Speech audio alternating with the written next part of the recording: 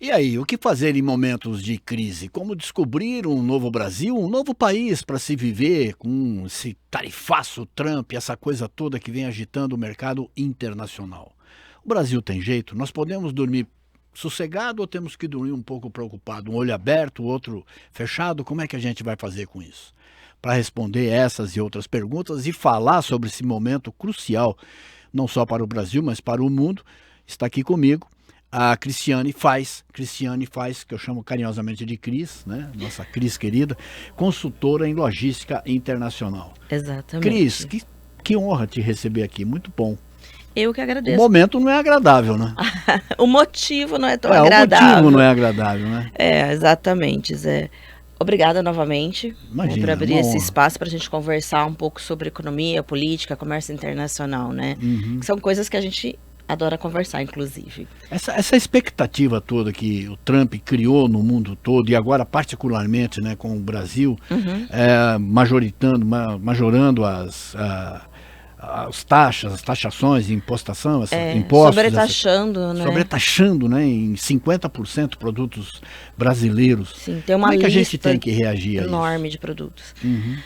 Olha, como a gente tem que reagir? É complicado dizer como a gente tem que reagir, porque na cabeça do Trump é muito complicado a gente entender o que passa. Mas eu vou seguir a mesma linha que muitos economistas também acreditam. Né, que bater de frente na mesma intensidade com que ele faz as coisas sem pensar, não é uma estratégia. Bom, essa nunca é uma boa estratégia, né? Você vai desde da negociação interna aqui com qualquer coisa, com qualquer relacionamento que você tenha. Agora, com o Trump é um pouco mais delicado. Você não pode ser frágil demais, porque daí ele aproveita, mas você também não pode bater de frente na mesma moeda que ele. Até porque não temos a mesma potência de uns Estados Unidos. Não temos o mesmo poder Mas não que ele. podemos também ser o cordeiro de ocasião. Né? Não, e não seremos, não seremos. Eu vou te falar alguns pontos aqui no decorrer do nosso bate-papo, que nós temos poder para não ser, inclusive.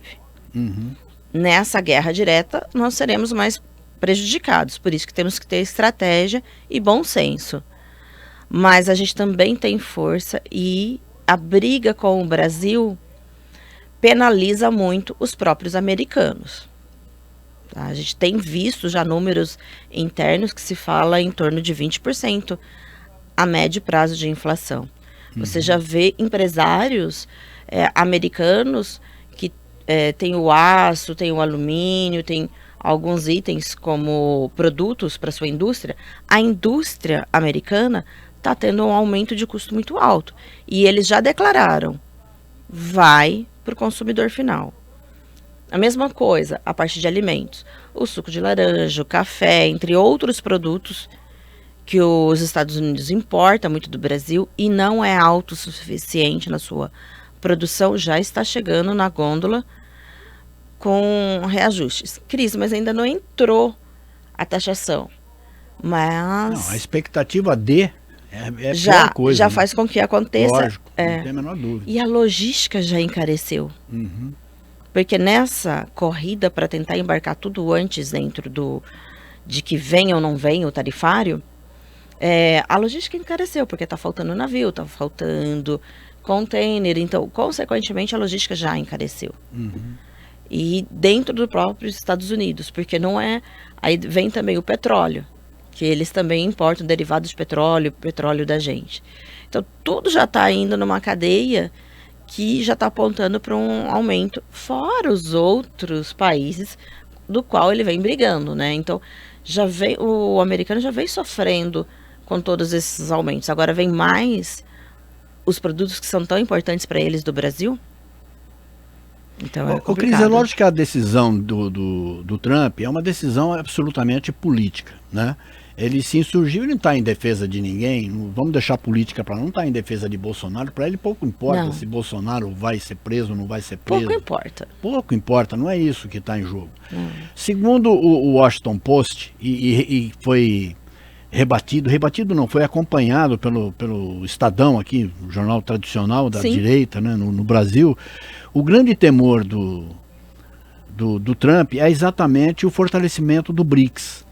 Que você de repente, matou a charada. Que de repente ele começa assim, a surgir, se insurgir como uma moeda de troca entre os países. Não foi coincidência de que isso aconteceu quase que ao mesmo tempo que ocorria o BRICS e o Brasil se fortalecendo frente aos países do BRICS.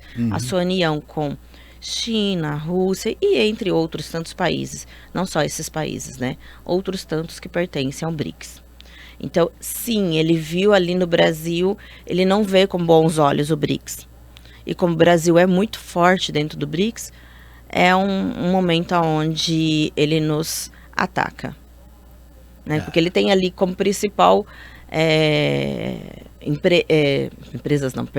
principais países de concorrência, ele já tem a China, que ele está brigando. Ele já tem a Rússia, entre outros países que estão no BRICS, que ele já briga. A própria União Europeia num todo, né? A própria União Europeia como um todo. Vamos taxar em 30%. Se acredita que ele vai amenizar agora um pouco com a União Europeia, mas não muito. Então, mas a União Europeia não quer mais continuar tão dependente dos Estados Unidos. Então, não é só a União Europeia. Como todos os países que fazem, como o México não tem muito, né? Mas o México também não quer continuar tão dependente dos Estados Unidos. Eles sabem o posicionamento do Trump em relação ao México e eles estão buscando muitas alternativas. Eu acredito que antes do dia 1º não vai mudar muita coisa. Mas ele tem dado entrevistas e as pessoas que são muito próximas a ele, que encabeçam tudo isso, já dá a entender que ele está aberto à conversa. E o nosso país vem se posicionando de uma forma estratégica, também aberto à conversa, mas dizendo, olha, se você insistir, nós vamos utilizar, como a própria OMC permite, a lei da reciprocidade. Então, é bom para o Brasil? Não é bom para ninguém. Mas a gente tem que reagir.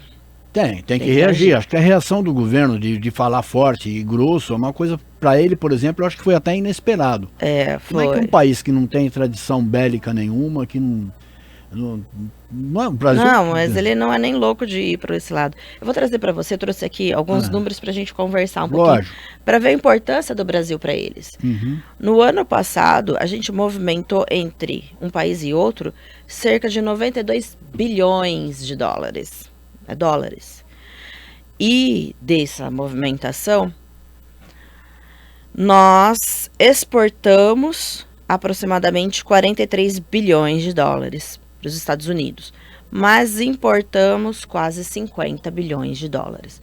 Ou seja, a balança comercial é muito mais favorável aos Estados Unidos. 7 bilhões de dólares. 7, alguma coisa, aí, quase 7,5 bilhões de dólares. Mas ele não se acanha, por exemplo, de lançar números falsos, números absolutamente arranjados. A balança tá contra a gente aqui. Não tá. Não tá. Lógico que não. Não, o americano não acredita nisso. Só se for assim...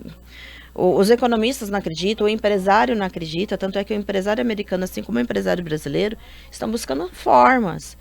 Estão buscando dentro dos seus parceiros logísticos, dentro do que é possível, formas de mitigar esse impacto todo. Impacto vai existir, porque vai encarecer, tanto de um lado quanto do outro. Mas tá todo mundo buscando. Nessa queda de braço, né, do internacional, nós temos a Anshan no Brasil, que é a representatividade das empresas americanas. E muito forte. Muito forte. Ela é capaz de produzir algum efeito nos Estados Unidos, no governo, na governança americana, de falar, peraí, vamos devagar que vai pegar os nossos lá também. A Anshan sozinha não, mas o que a Anshan representa, sim. Tá? Que são os próprios empresários. Porque todos nós sabemos que as campanhas políticas não podem ser alimentadas, um governo não fica no... Não um governo como é o dos Estados Unidos, o do Brasil, não fica no poder se não tiver apoio dos empresários. Ele não tem como sobreviver durante muito tempo. Até porque boa parte da campanha é sempre alavancada por... Como que eu vou dizer... patrocinada, né, por empresários e pessoas que acreditam no que ele traz. Só que da forma como ele está fazendo, ele está virando as costas para quem apoiou ele, que são os industriais, que são as empresas que acreditam nisso. O próprio povo americano, que acreditava naquela questão toda de superioridade, né? A gente tem que defender nossa empresa, eles continuam acreditando, mas eles começam a sofrer no bolso esses impactos, e aí não tem jeito. E essa inserção que ele faz, eu achei uma coisa extremamente ridícula, né? Essa inserção que ele faz da 25 de março, da rua 25 de março, todo o processo, quando ele fala do Pix, que pode arruinar os cartões, e as bandeiras de cartões, essa coisa toda. Tudo isso é um mise-en-scène também. É uma encenação muito grande, né? A 25 de março, como ela pode afetar a economia dos Estados Unidos? 98%, 99% do que se vende lá é produto chinês. Sim, mas não tem nada a ver com ele. Não tem nada a ver. O que ele fala é sobre a pirataria, né? Exato, Mas então ele tem que combater quem fabrica a pirataria, né? Porque mesmo nos Estados Unidos temos pirataria. Então, e aí ele vai fazer o que com a pirataria dentro dos Estados Unidos? Ele vai fazer o que com os outros países? Todo mundo tem pirataria. Eu sou a favor da pirataria? Não. Mas ela existe e ela movimenta uma grande parcela da economia. Se nós tivéssemos condições para que todos pudessem comprar sem ser produto pirata, com toda a certeza do mundo todos comprariam. Lógico. Aí é uma outra questão que a gente deixa para um outro bate-papo, não é? Até porque se a gente for falar de pirataria, as ruas de Nova York, a 7ª Avenida, mesmo a 5ª Avenida, é uma 25 de março ao vivo que você tem ali. Você tem nos Estados Unidos, você tem na Europa, tem na Europa toda. Você tem na Ásia, você tem no Brasil, você tem na América Latina inteira, você tem no México, enfim, ele vai ficar brigando com isso? Não, o Pix não quebra os cartões, não quebra. Ainda mais num país como é o Brasil, que tem uma cultura de ter um financiamento, usar o cartão de crédito como uma segunda renda. Sabemos disso. O que é diferente nos Estados Unidos, que lá você não compra parcelado. Não. Aqui, você usa como uma segunda e uma terceira renda. Né? Você ganha, vamos supor, por ano, 100 mil reais por ano, mas você consome 200, 300, porque você vai no parcelamento dos cartões. Tanto é que, muitas vezes, quando a gente vai falar sobre educação financeira, a questão cartão de crédito, né, o crediário no cartão de crédito é muito importante. É algo que vem com muita força para conversar e educar o brasileiro. Porque a gente se endivida, a gente no geral se endivida extremamente. Então, não, a gente não vai deixar de utilizar o cartão. A utilização do Pix é mais para transferência bancária, um débito, alguma coisa assim.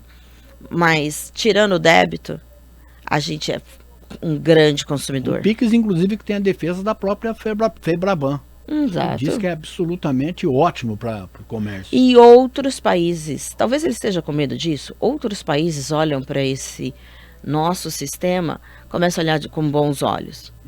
E a gente tem o direito de ter a forma de pagamento que a gente quiser aqui dentro. Aí sim entra a nossa soberania. Exatamente. E nós não estamos fazendo nada de proteção de mercado. Isso é uma estratégia e algo que é bom para o nosso povo. E, de novo, os cartões continuarão a existir e os bancos continuarão a existir fortemente. O Pix não quebra ninguém. Ô Cris, você que é especialista em logística de comércio exterior, tanto importação quanto exportação, qual foi o impacto financeiro dessas decisões do Trump? Já deu para sentir? A gente ainda não conseguiu mensurar, a gente prevê, né? A gente tem previsões, né? Então, se fala de mais de 100 mil desempregados, se isso continuar. 1.500 na região de Ribeirão Preto. 1.500 na região de Ribeirão Preto. Mas aí a gente está contando que os nossos empresários não vão conseguir se reajustar. Vai haver, sim, aqui, lá e como tem havido no mundo. Mas é um reajuste, a economia se movimenta. Então, às vezes você tem, por exemplo, uma região, como já houve no passado em Sertãozinho, uma região que o segmento não estava legal. Houve muitas demissões, mas se reajustou. Você tem Franca, quando caiu em declínio, né, a exportação de sapatos, ela se reajustou. Hoje ela tem muitas empresas de produtos químicos, produtos de beleza, enfim. O mercado se reajusta e a gente vai se reajustar. A curto prazo, a gente vai sentir. Você vai dar tudo isso de desemprego, mais ou menos? Eu não consigo dizer. Sabemos que vamos sentir, principalmente pelas pequenas e médias empresas. Os pequenos cafeicultores, as cooperativas, talvez. Mas eu tenho visto, por exemplo, eu estive semana passada com uma cooperativa de suco de laranja que exporta muito. Uhum. Mas olha só que interessante, ela tem nos Estados Unidos cerca de 30% da sua exportação. Mas ela já tem, por ter um produto diferenciado e conseguir agregar valor ao seu produto, o seu maior consumidor é a União Europeia. Outros, aí já começo a dar uma deixa do que eu acredito que é uma forma de sair disso. É agregar valor ao seu produto. E como você agrega valor? Você agrega qualidade. Você agrega durante a produção uma forma de rastreamento, de garantir a qualidade. Você agrega a sua marca. Então, no momento que você pode falar assim, é hora de tirar o pé? Não, é hora de colocar o pé e investir em qualidade e em novos mercados. Nem essa cooperativa, eles têm 46% das exportações para a União Europeia. Vai impactar os Estados Unidos? É óbvio que sim. Mas eles já estão trabalhando com outros países que estão buscando pelo suco de laranja. Como é que se busca esse novo mercado? Há várias formas, tá? Uhum. Não é você ficando passivo. Não é você ficando passivo. Como que eu quero dizer isso? Não é você ficar lá sentado atrás da sua mesa. Alguém vai bater na sua porta? Vai acontecer? Claro que vai Lógico acontecer, que vai. né? Uhum. Mas não é isso que é estratégia. Estratégia é você estudar o mercado, você ver quem consome suco de laranja pelo mundo afora. Muita gente consome dos Estados Unidos. Só que muitos países também estão sendo retaliados pelos Estados Unidos. Aí, é um grande lugar para você ir prospectar. Ou você tem daí a sua rede própria já de representantes, as grandes empresas têm fora do país, ou você trabalha com cooperativas que já tem traders, ou você trabalha com tradings, ou traders. Quem são essas pessoas? São empresas especializadas em vender no mercado internacional. Então elas vêm aqui, compram o produto e já tem uma gama de possíveis compradores lá fora. Uhum. E muitas vezes você tem uma trade que trabalha com um produto do mesmo segmento, que não seja suco de laranja, mas que de repente seja polpa de goiaba, que seja, a gente está falando, né, dessa parte, que seja café, porque eles se conversam. Então você procura por essas trades, por esses traders, que você consegue se colocar no mercado. Você tem também um grande apoio, eu já comentei com você, por exemplo, do PayEx. O PayEx não é só para pequena empresa. O PayEx é para média e grande empresa também. É claro que a maior parte das empresas que trabalham com o PayEx, que fazem especialização, o PayEx tem um trabalho muito bonito, que é de formar empresas, preparar para o mercado internacional. Só que ele também ajuda a grandes empresas e médias empresas e até multinacionais. A gente tem exemplos aqui na região. Como? Ajudando a identificar novos mercados. Tem uma série de informações que o nosso governo, que a Receita Federal, que todo mundo tem, que podem ser utilizadas sem abrir informações importantes sobre concorrências, mas sobre mercado. Tanto aqui, para quem a gente já exporta, quanto estudo lá de fora, de quem consome o que de onde. Uhum. Então, a gente tem uma inteligência de mercado muito grande.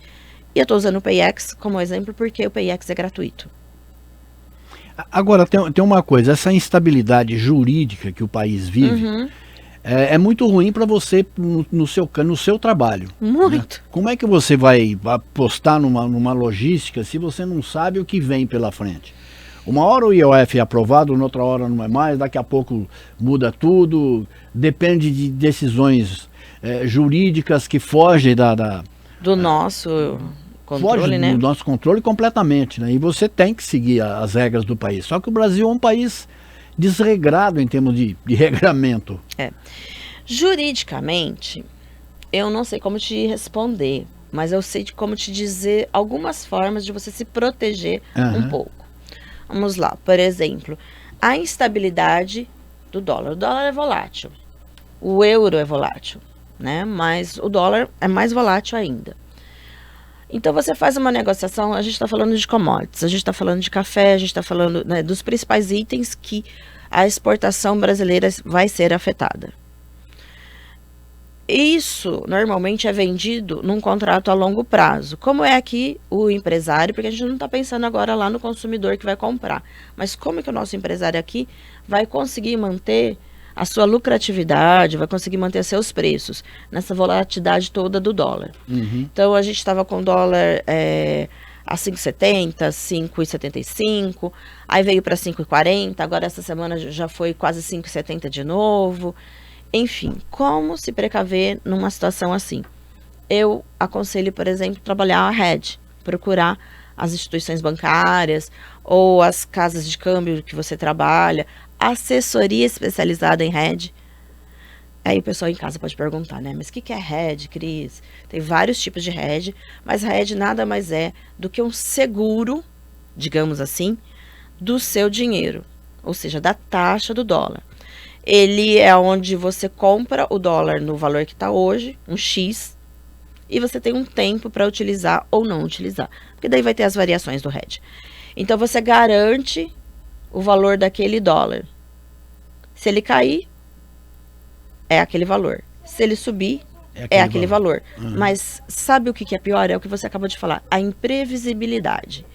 Então quando eu sei quanto de fato eu vou colocar no meu bolso, eu consigo prever e mitigar o risco, que é o que a gente chama. Né? Você diminui o risco. Então, parte da sua operação não está redeada, mas pelo menos 30% a 40% está redeada. Ou seja, você diminui muito o risco. Você tem uma garantia do que você está fazendo, do seu investimento, exato. que ele vai voltar ou não vai voltar, você sabe ali. Não tem empresário que queira trabalhar somente no risco. E quando ele entende isso, ele passa a fazer hedge. Hedge é uma das coisas, tá?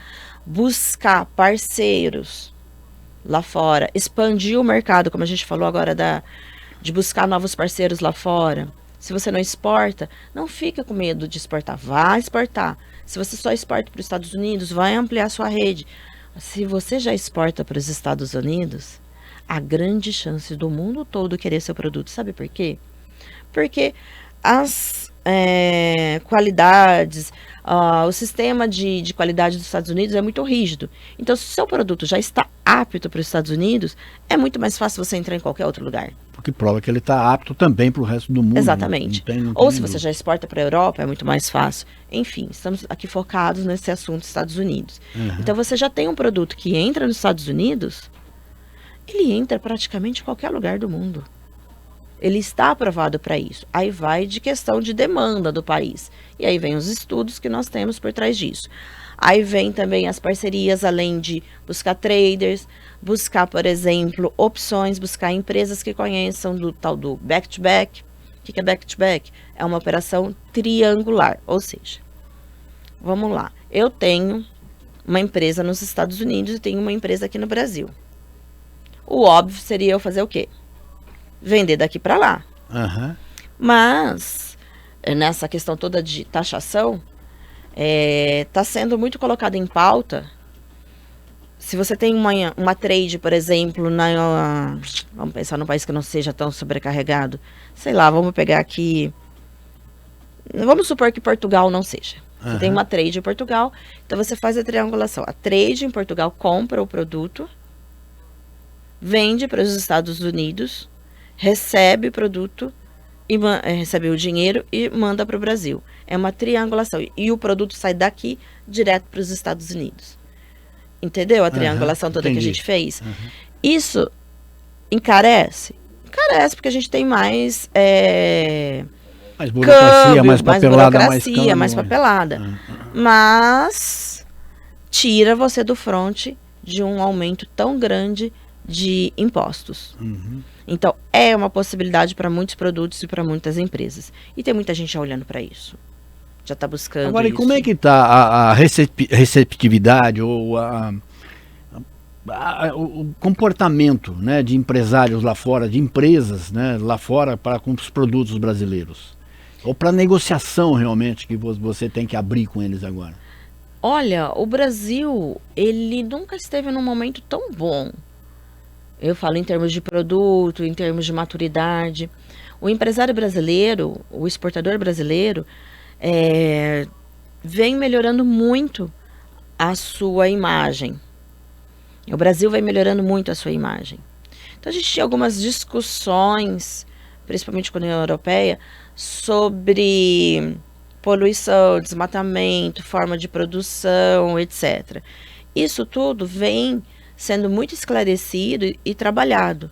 A gente vem conseguindo provar que a gente está aumentando a produção sem, de fato, desmatar. A gente tem um melhor... a melhor realidade de agrícola, de tecnologia agrícola de todos os países. O que a gente faz de tecnologia aqui no Brasil é copiado, vendido e exportado para o mundo. As empresas que produzem os maquinários, por exemplo, não sei se você sabe, mas o Brasil é o único que tem colheitadeiras de amendoim, por exemplo. Colheitadeira de mandioca, por exemplo. E o mundo todo tem amendoim, mas a tecnologia... Americano em especial. Americano em especial. Só que para ele comprar agora vai ficar mais caro, né? E aí é tecnologia nossa. Então, ou seja, a gente vai mostrando para o mundo que a gente está aumentando a produtividade com tecnologia, com responsabilidade. A gente tem aqui em volta da gente, né, no entorno, na macro região de Ribeirão Preto, empresas o tempo todo sendo... ganhando prêmios por inovação, ganhando prêmios por... A força do Superaparque, né? A que funciona dentro da USP, é uma das coisas assim absurdas, né? Exatamente. Eu não sabia, aliás, eu não, a maioria da população desconhece ainda o que seja o Superaparque e a sua, exato, a sua importância. Eu tenho feito entrevistas assim que eu fico cada vez mais maravilhado com isso. Sim. E aqui no nosso quintal, na nossa frente, ali. Exatamente, ali. Uhum. E em cima disso tudo, a gente vem trazendo cada vez mais inovação. O nosso solo consegue produzir mais sem ser destruído. A gente consegue fazer com que as nossas plantações produzam mais sem usar produtos químicos que sejam ruins para a saúde humana ou para o meio ambiente. A gente tem evoluído. A gente tem uma empresa aqui em Jaboticabal, que é cliente nosso, por exemplo, que investe muito em tecnologia de fertilizantes e insumos para o solo biologicamente corretos. Uhum. Eles investem muito nessa questão ambiental e são referência. Ô Cris, a gente estava falando do tarifaço, né? E Uhum. a gente estava falando da política de reciprocidade, né? Uhum. Essa política, essa estratégia trumpista, né, do American First, né, Uhum. que tomou conta, coisa e tal. Não é hora do Brasil criar um Brazilian First, né? Não. Vai começar a agir com a mesma arrogância, a mesma petulância internacional que o Trump. Não.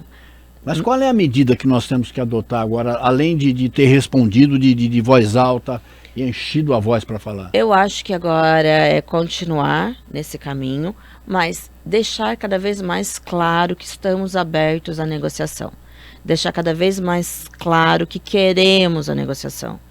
Que os Estados Unidos, trabalhar com toda essa briga, mostrar para os Estados Unidos que eles são importantes para a gente, assim como somos importantes para eles. E continuar aproveitando a brecha que se abriu no restante do mundo. Então tem empresas chinesas muito interessadas com o Brasil. Lembra que a gente acabou de falar do BRICS? Uhum. Então o BRICS fortalece muito o Brasil.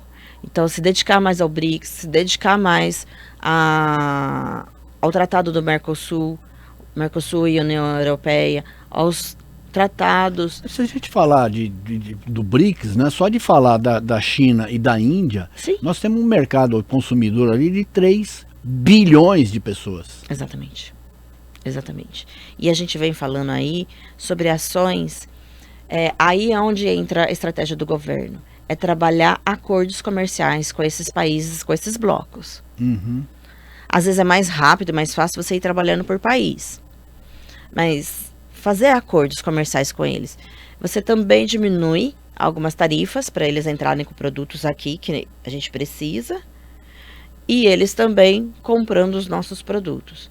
Então, a gente fortalece essa questão. Por exemplo, tem um imposto que é único da importação, que é o II, que é o imposto de importação.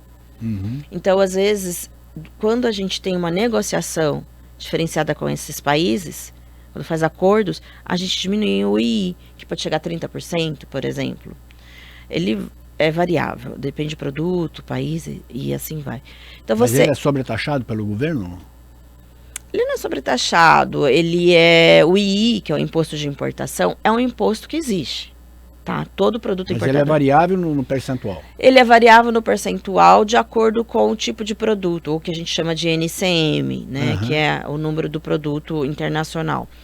Ele é variável de acordo com o tipo de produto, por exemplo, bebida alcoólica tem um II mais alto. Outros produtos que são, por exemplo, que o Brasil considera, o governo considera essencial para o desenvolvimento do país, ele é praticamente zerado. Então, dentro do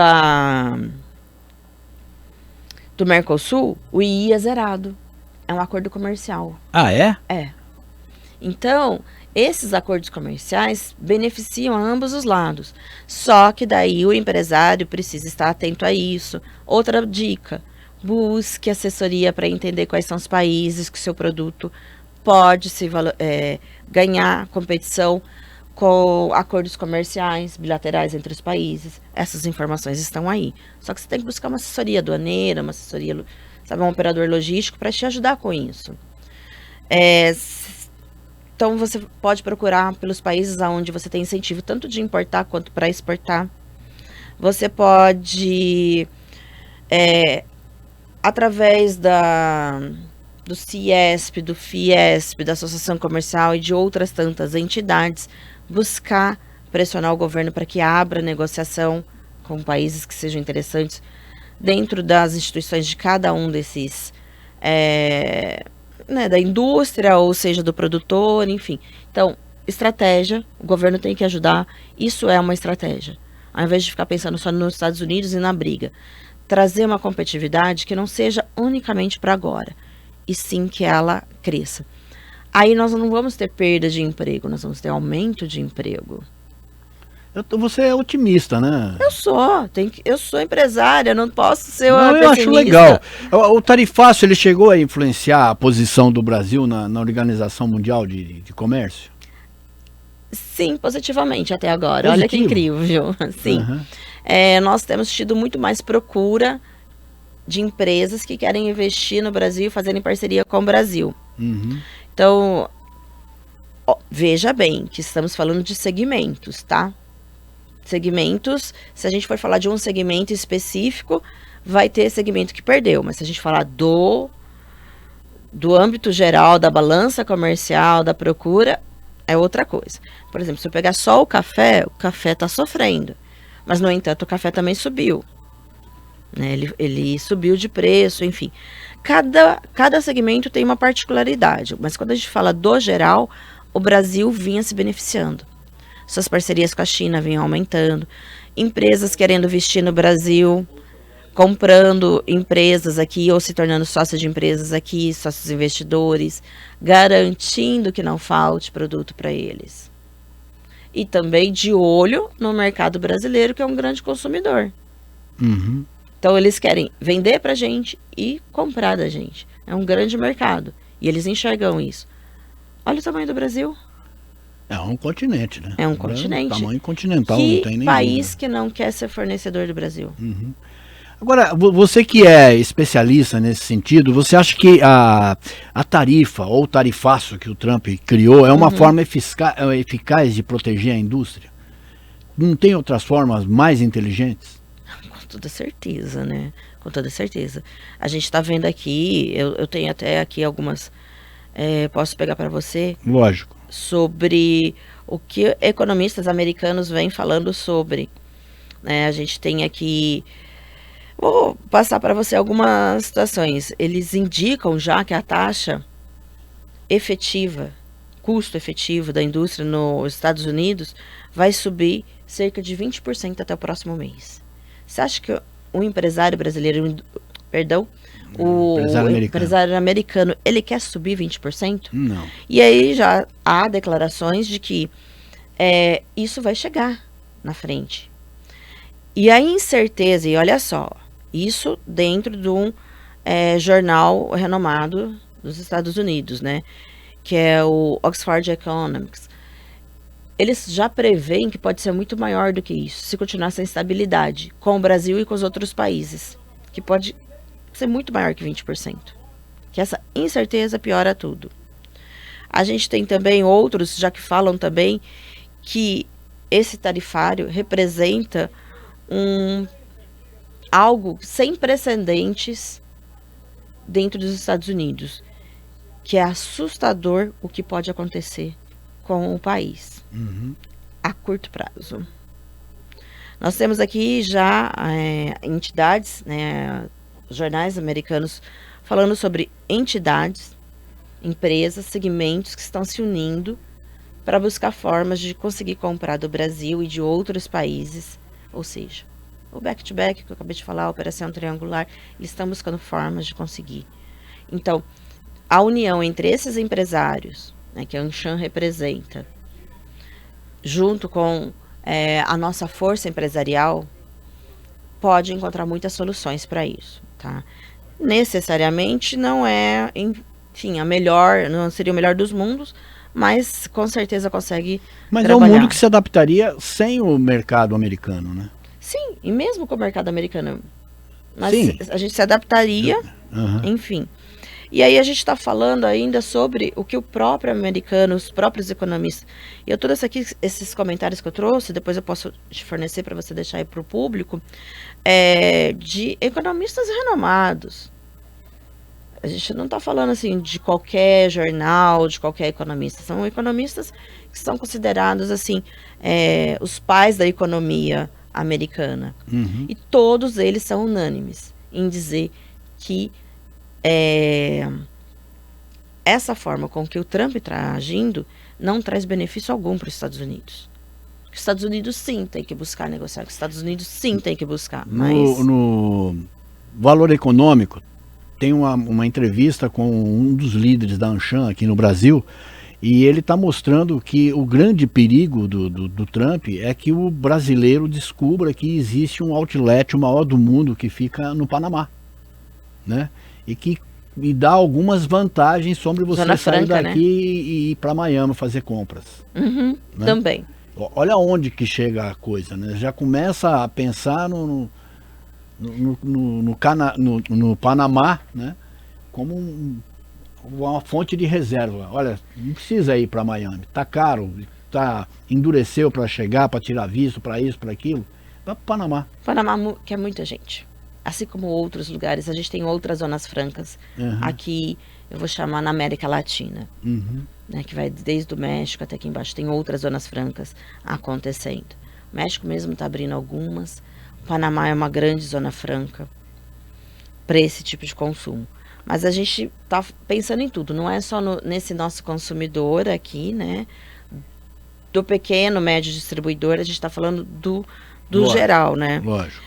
Agora, você me perguntou sobre por que a gente consegue, eu vi com bons olhos, né, o meu otimismo em relação ao mercado até então, foi a diversificação e o fortalecimento das nossas relações comerciais com tantos países. Eu trouxe aqui, por exemplo, a gente se tornou mais estável e conseguimos já redirecionar muita coisa do que estava exportando para a China, Europa, Índia e Oriente Médio. Nessa ordem foi o que mais a gente já conseguiu emplacar.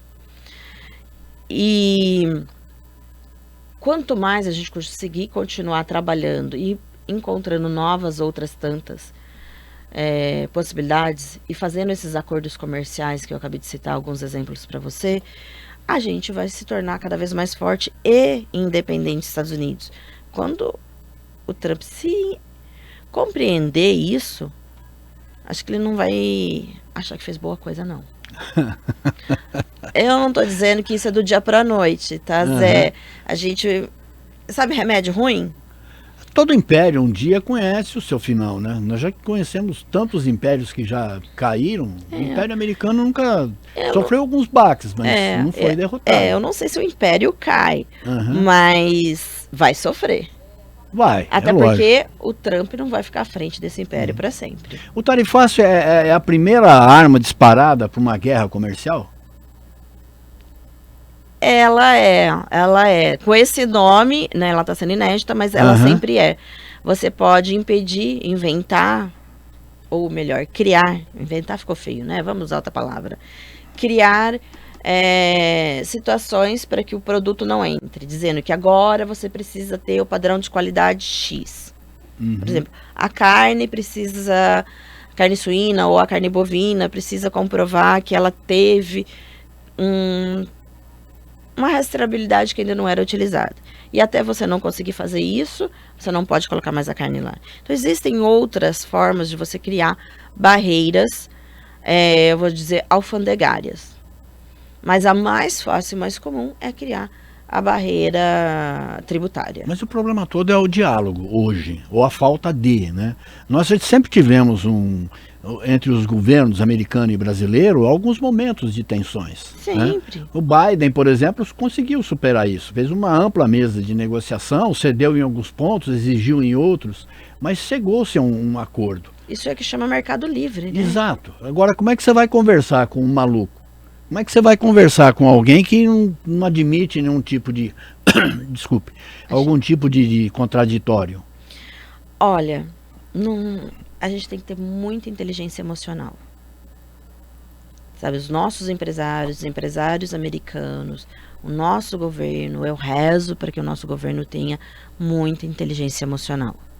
Que não faça disso algo, nem o governo anterior, nem o próximo, nem o atual, que não faça disso bandeiras para ganhar votos.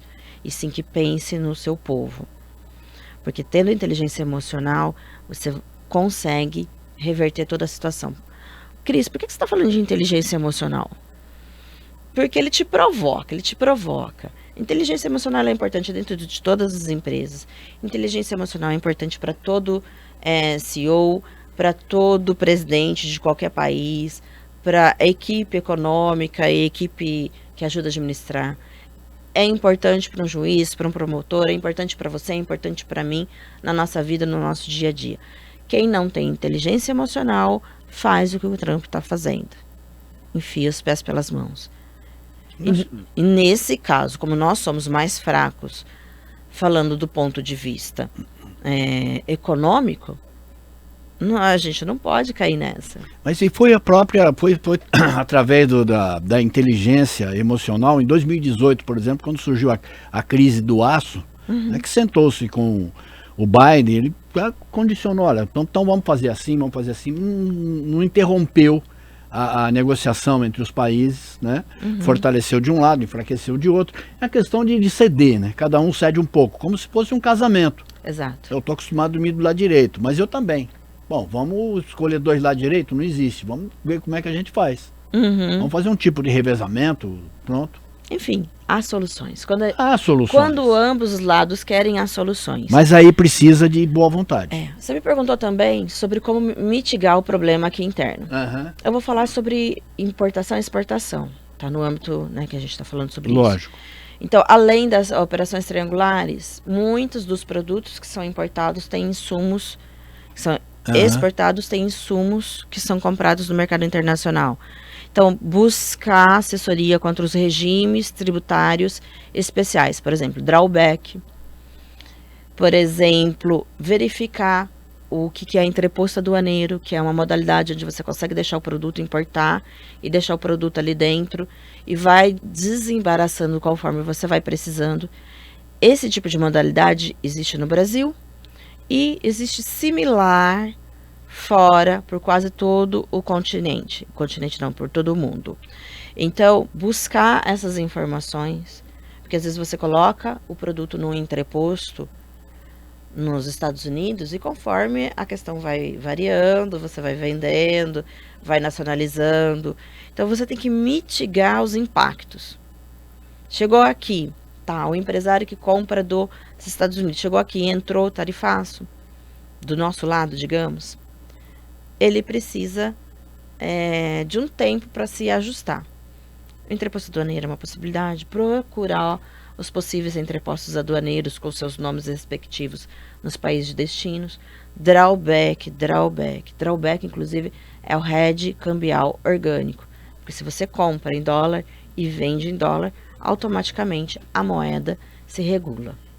Então, né, o seu custo se regula com ela. Então, essas são algumas formas que eu vejo de trazer, sim, aqui no nosso bate-papo bem rápido, para que o mercado industrial...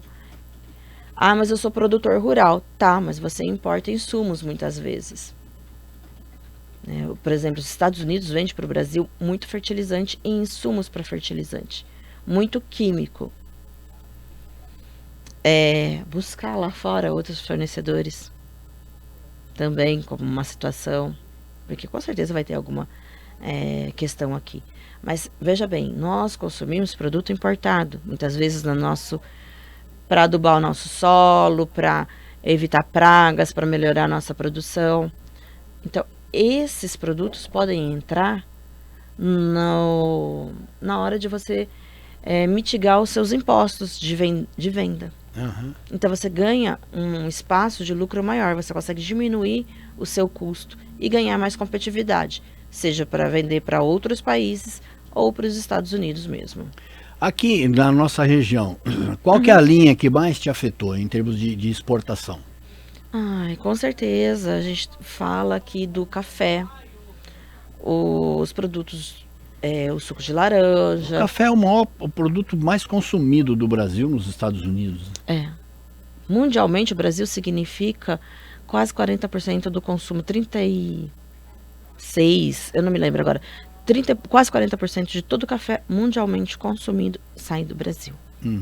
Inclusive o americano. Então, eu tenho certeza que... É um número alto, hein? É um número alto, muito bom, e tende a crescer, porque a gente cada vez mais está agregando valor. Lembra que eu te falei sobre o agregar valor ao nosso produto? Inclusive, quando você agrega valor, dependendo como você agrega o valor a esse produto, você consegue classificar ele em outra NCM, que é o que eu estava te explicando antes. Então, ele não é apenas o café. Ele é um café X, ou ele não é apenas o suco de laranja, ou ele não é apenas o óleo que está sendo sobretaxado. Ele entra numa outra variação de NCM.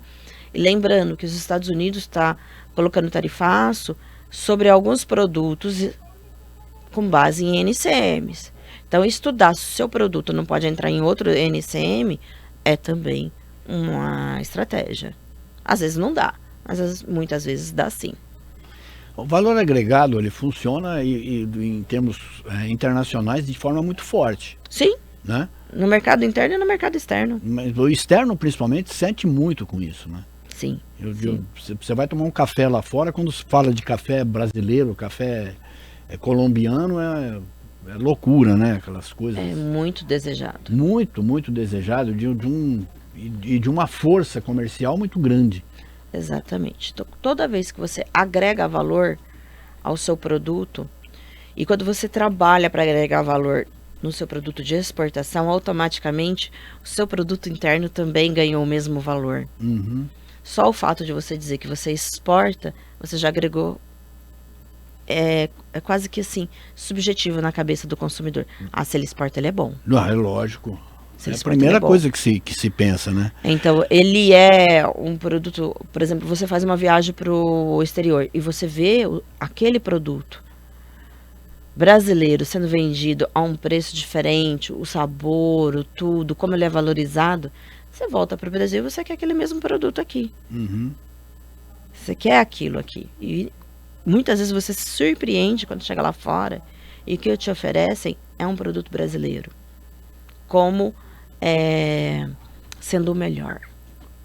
Então, a gente precisa também trabalhar muito essa questão do valor agregado, porque qualidade e produto a gente tem. Na virada do século, agora lá no ano 2000, 2001, eu estava indo para a Europa e estava conversando com amigos meus de lá, né?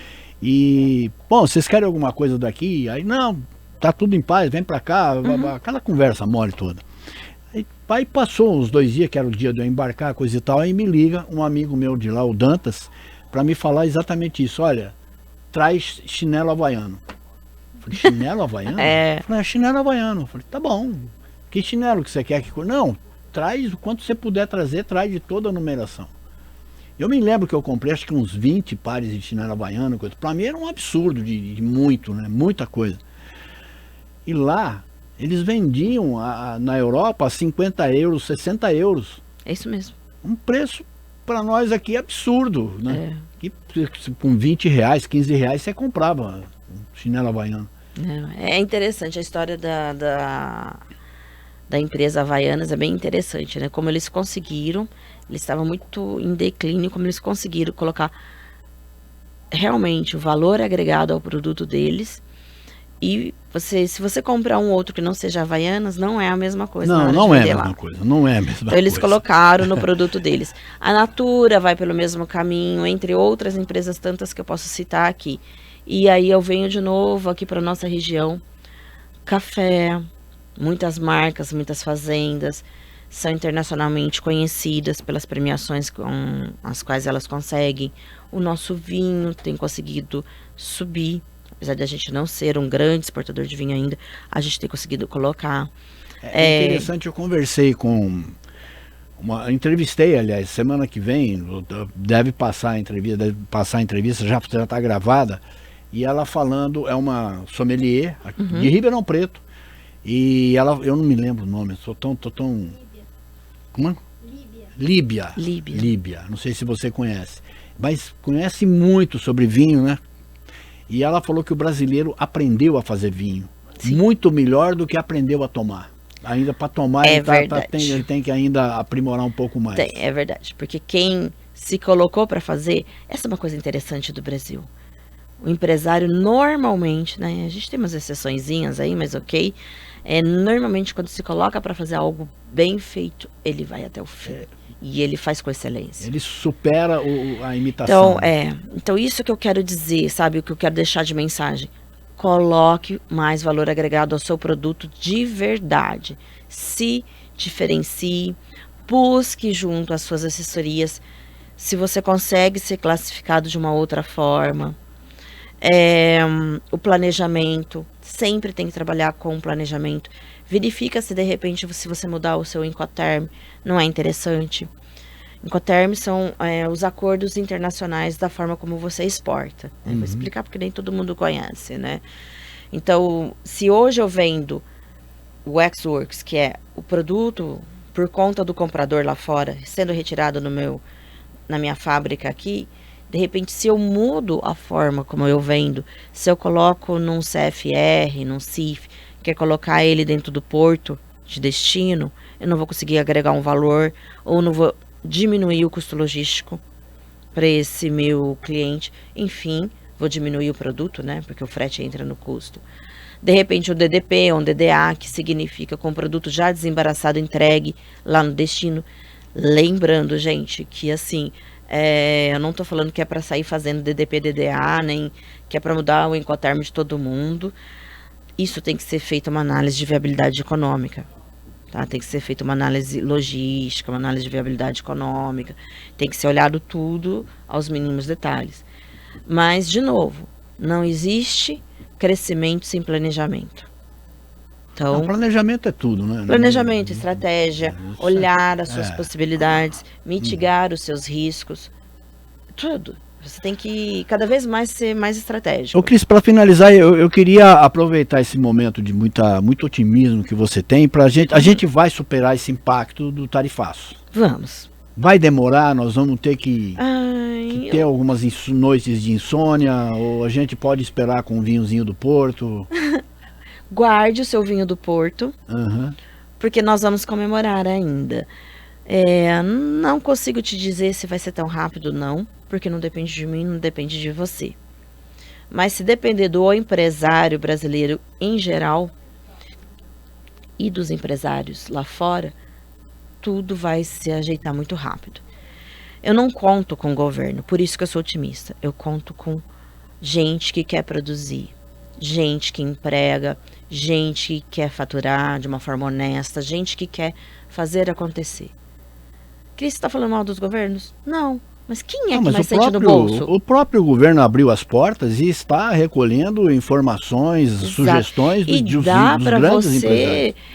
Informações importantíssimas para a sua estratégia. Opa, sem dúvida. Porque o governo que não entende que precisa ter indústrias e precisa ter exportação e precisa ter importação, é um governo burro. É o que o Trump está assim, meio louco no momento, né? Ele não tem marca, né? O governo dele não tem uma marca no seu próprio raciocínio impreciso dele, né?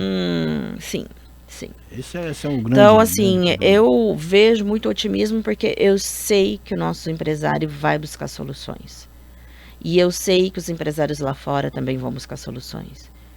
E ninguém gosta de ficar apanhando. A gente não vai quebrar. A gente pode passar por uns períodos amargos, mas a gente vai superar. Temos que esperar. É certeza. E quero acreditar em você e muito. Pode acreditar, porque você não precisa acreditar só em mim. Acredite no nosso empresário. Acredite no poder que o brasileiro tem de se reinventar. Como diria o Senna, né? Eu sou brasileiro, não desisto nunca. Exatamente. Cris, brigadão. É sempre um prazer te receber aqui. É sempre muito agradável ouvir essas explicações suas. Muito obrigada pelo convite. Conte sempre comigo. Opa, com certeza. Obrigado, Cris. Grande abraço para você. Um grande abraço. Um abraço muito especial também para você que nos acompanhou até agora. Nós ficamos por aqui, mas voltamos com outro assunto, qualquer hora a gente volta. Tchau.